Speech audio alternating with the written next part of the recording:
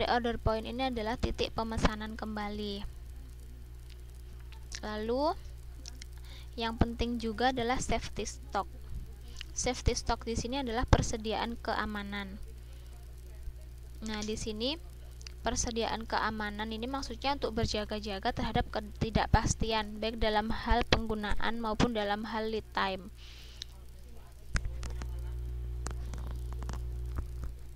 Nah, di sini penentuan besarnya safety stock itu dia bisa dilakukan dengan membandingkan biaya kerugian yang didapatkan kalau perusahaan kehabisan persediaan dengan tambahan biaya karena memiliki safety stock yang lebih besar. Selain itu, bisa juga dilakukan dengan menentukan berapa probabilitas kehabisan bahan yang bisa diterima oleh perusahaan. Dan jadi semakin kecil probabilitas ini, maka semakin besar safety stock yang ditentukan. Dan untuk dasar penentuan safety stock ini biasanya pengalaman itu sangat diperlukan. Jadi maksudnya pengalaman di sini kita melihat histori atau kita lihat sejarahnya yang lalu-lalu gitu ya. Jadi kan kita pasti mengamati perusahaan kita, itu nanti kita pasti bisa memperkirakan berapa sih safety stock yang harusnya itu ada, yang harusnya kita punya gitu.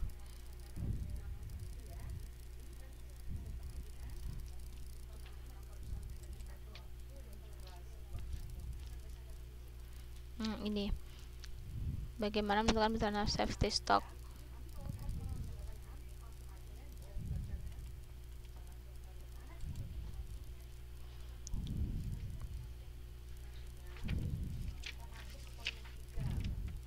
Selanjutnya kita masuk ke subbab yang kedua, yaitu pengelolaan piutang. Piutang itu timbul karena perusahaan itu menjual secara kredit. Dan penjualan secara kredit ini itu merupakan suatu upaya untuk meningkatkan atau mencegah penurunan penjualan. Dengan kredit juga itu biasanya perusahaan itu mengharapkan akan memperoleh peningkatan laba, tapi juga akan menanggung berbagai biaya. Nah, di sini sekarang kita masuk ke analisis ekonomi terhadap piutang.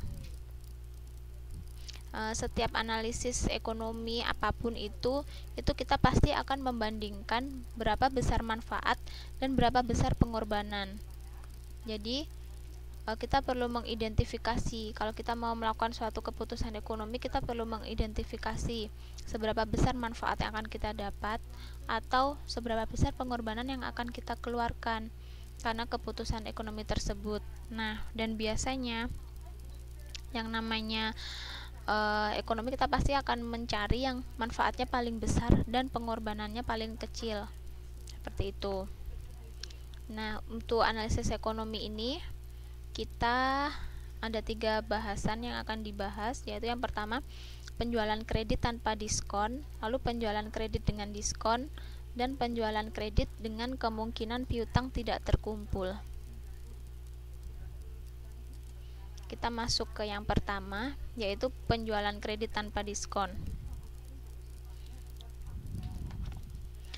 Nah, ini misalnya ada contoh. Misalnya suatu perusahaan itu dia menjual secara tunai dengan penjualan setiap tahun rata-rata sebesar 800 juta. Kemudian perusahaan merencanakan syarat penjualan N/60. Ini N/60 ini maksudnya gimana? Ada yang tahu, Mbak?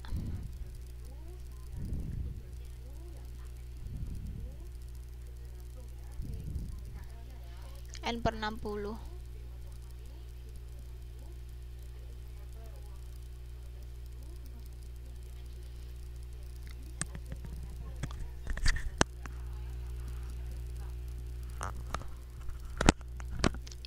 Jatuh tempo 60 hari. Ya, jadi N60 ini maksudnya jadi kita bayar itu maksimal adalah sampai 60 hari.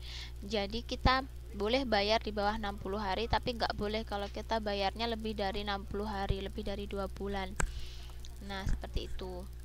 Dan di sini ada keterangan lagi bahwa Dengan syarat penjualan N60 ini, itu diperkirakan perusahaan bisa meningkatkan penjualan sampai dengan 1050 juta, dan profit margin yang diperoleh itu perkiraan adalah sebesar 15%.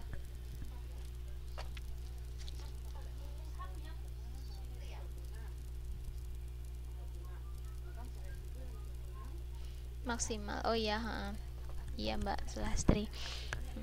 Lalu ada pertanyaannya adalah apakah perusahaan perlu beralih ke penjualan kredit kalau biaya dana sebesar 16%? Gitu.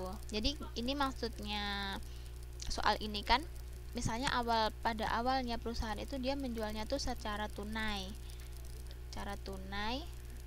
Dan dia keuntungannya penjualan setiap tahun itu sebesar sebegini. Lalu dia pengen merubah syarat penjualannya N60. Jadi ini secara kredit dan sampai 60 hari. Dan dengan syarat penjualan ini yang baru ini, dia diperkirakan dia penjualannya itu akan naik sebesar sampai 1050 juta. Dan profit margin diperoleh 15%. Nah, tapi dia juga perlu biaya dananya adalah sebesar 16%. Nah, di sini lalu kita akan mencari apakah sebaiknya dia tetap pakai dengan ketentuan yang awal menjual secara tunai, apakah dia pakai syarat penjualan yang baru ini. Nah, itu untuk mengetahuinya ini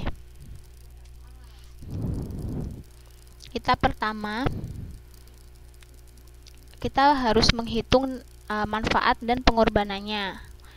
Kita pertama hitung dulu manfaatnya. Manfaat di sini berarti tambahan keuntungan karena tambahan penjualan. Nah, tadi di sini diketahui kan kalau dia pakai kredit hasilnya segini, dan kalau tunai segini, dan dia dapat profit margin segini. Jadi kita cari tambahan manfaatnya. Tambahan manfaatnya adalah ini, 1050 juta dikurangi 800 juta dikalikan 15% profit marginnya, dan hasilnya adalah 37,50 juta. Selanjutnya kita hitung pengorbanannya. Pengorbanan yang pertama dari perputaran piutang.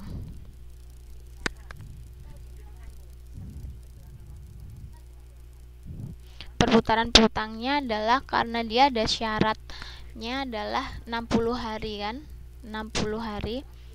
Dan di sini 360 hari ini adalah asumsi hari dalam 1 tahun. Nah, jadi perputaran piutang dalam 1 tahun itu adalah 6 kali. 6 kali dalam 1 tahun. Dan rata-rata piutangnya karena diperkirakan keuntungannya penjualan itu adalah 1050, jadi di per 6, yaitu perputaran piutang dalam 1 tahun, maka hasilnya adalah 175 juta. Dan ini dikenaikan dana yang diperlukan untuk membiayai piutang. Itu adalah 175 juta dikalikan 85%, dan hasilnya adalah ini. Sehingga dari manfaat dan pengorbanan ini kita bisa cari biaya dana yang ditanggung karena memiliki tambahan piutang itu adalah sebesar ini tadi, 148,75 dikalikan dengan 0,16. Ini adalah dana ini 16%. 16% adalah 0,16, jadi hasilnya seini. Lalu dikurangkan, dan akhirnya akan didapat tambahan manfaat bersih perusahaan adalah 13,70 juta.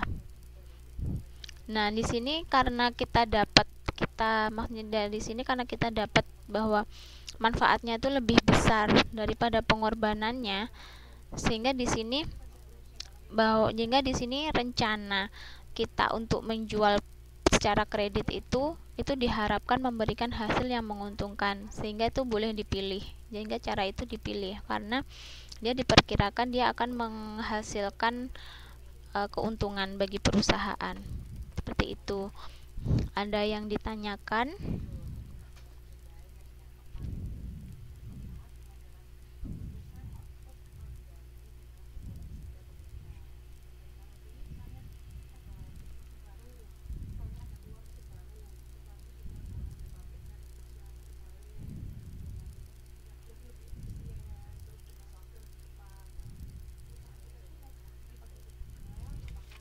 Belum. Kalau belum, saya lanjutkan.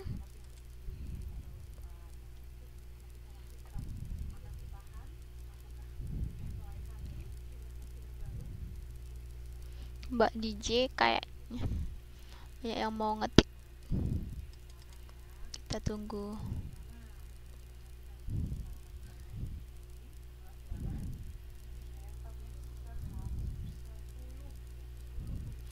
Jadi kalau nilai tambahan manfaatnya negatif, perusahaan tidak meneruskan pembelian kreditnya itu.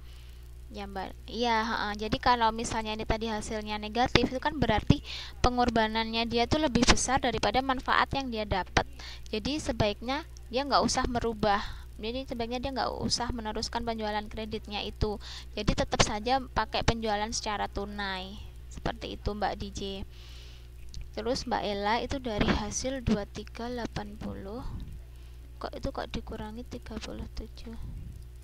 Ini 37, ini maksudnya ini adalah 37,50 juta dikurangi dengan 23,80 juta Mbak, dan hasilnya adalah 13,70 juta.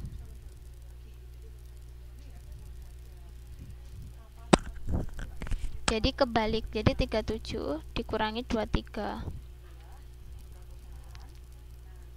Iya nggak apa-apa Mbak.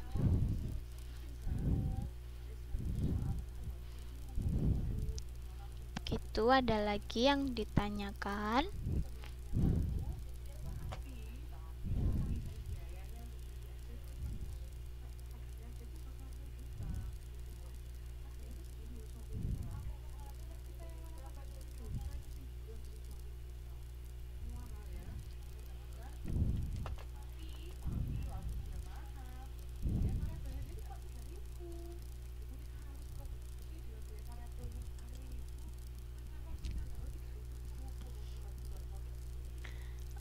Oke, saya lanjut untuk penjualan kredit dengan diskon. Jadi ini kalau yang tadi kan hanya kredit aja tapi nggak ngasih diskon.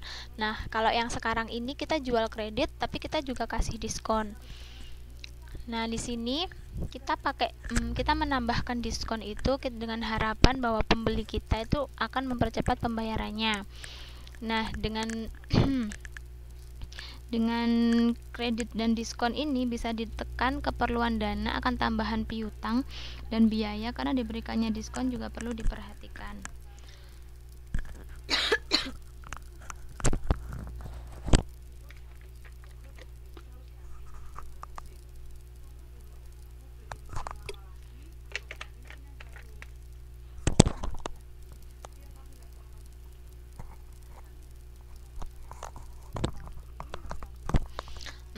Maaf saya barusan minum. Saya lanjutkan ya, pakai contoh. Ini misalnya ada kasus, misalnya perusahaan dia menawarkan syarat penjualan 2/20 net 60. Ini udah tahu artinya belum? 2/20 net 60. Ada yang tahu artinya?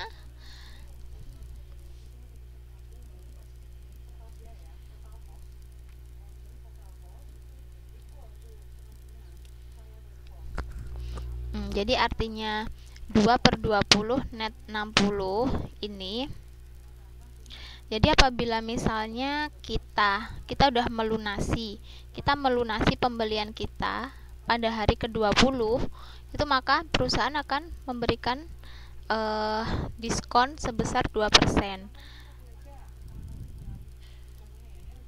Nah, tapi kalau udah di atas 20 dan sampai jangka waktu 60 hari ini, maka dia harus membayar full. Jadi diskon hanya diberikan kalau dia membayar sebelum hari ke-20. Dan di atasnya itu sampai maksimal 60, dia harus membayar secara full. Seperti itu, Mbak ya. Dan dengan ketentuan yang bikin bingung tadi itu net 60 itu, Bu. Oh, kalau yang tadi kan tanpa diskon. Kalau tanpa diskon itu dia nulisnya begini aja. Jadi N